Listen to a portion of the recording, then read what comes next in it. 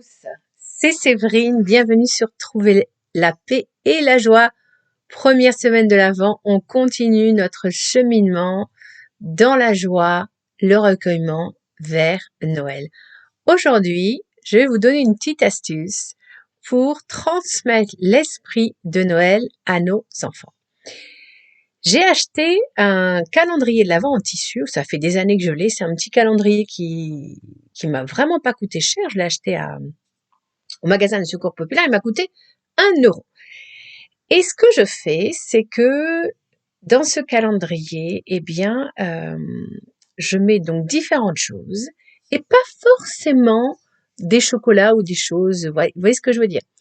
L'idée déjà, c'est que ce calendrier est à partager entre mon fils, mon plus jeune fils et ma fille unique.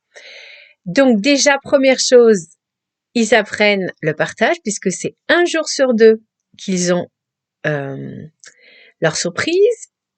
Donc ils apprennent le partage, ils apprennent aussi la patience puisqu'il faut attendre 2 jours pour avoir sa petite surprise. Ce que je mets comme surprise, je mets par exemple des bonbons, pour ça rien d'extraordinaire, mais je mets aussi des petites noisettes. Pourquoi? Parce que j'ai envie aussi que les enfants comprennent que les sucreries, il n'y a pas que ça qui est bon. Et que les noisettes, c'est quelque chose d'assez bon, d'assez sympathique. Donc voilà, pour pas être toujours dans cette idée comme ça d'excès dans la sucrerie.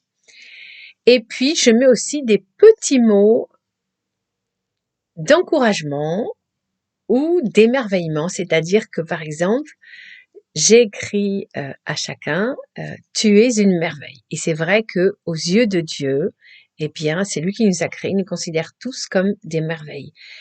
Et j'avais envie de faire ça pour que vraiment on reste dans cette idée de Noël, de l'émerveillement. Voilà, donc vous voyez que c'est pas compliqué, hein, ce calendrier de l'Avent. Après, vous pouvez faire preuve de créativité et mettre ce que vous avez envie de mettre dans les petites fenêtres. Bon, en l'occurrence, nous, c'est pas des fenêtres, c'est des petites pochettes. Et puis, laissez-vous guider par l'Esprit Saint, faire quelque chose de très personnalisé qui correspond à votre famille. Vous pouvez mettre des petits mots d'encouragement, des petits mots, en fait, qui vont finalement mettre nos enfants dans une disposition d'attente. Parce que l'Avent, on attend qu'advienne cette merveilleuse nouvelle de la naissance de notre Sauveur Jésus. Et j'ai trouvé ça intéressant de le faire, voilà, de manière ludique. Parce qu'avec les enfants, voilà, on ne fait pas des grands discours, on fait les choses de manière joyeuse. Donc, je résume, il y a cette idée déjà de partage, c'est essentiel à la fête de Noël, cette idée de développer la patience, développer également un sentiment aussi de gratitude, d'apprécier ce que l'on a, développer aussi un sentiment d'attente, l'attente du petit Jésus, et aussi développer un petit peu la confiance en soi en recevant comme ça des petits mots d'encouragement.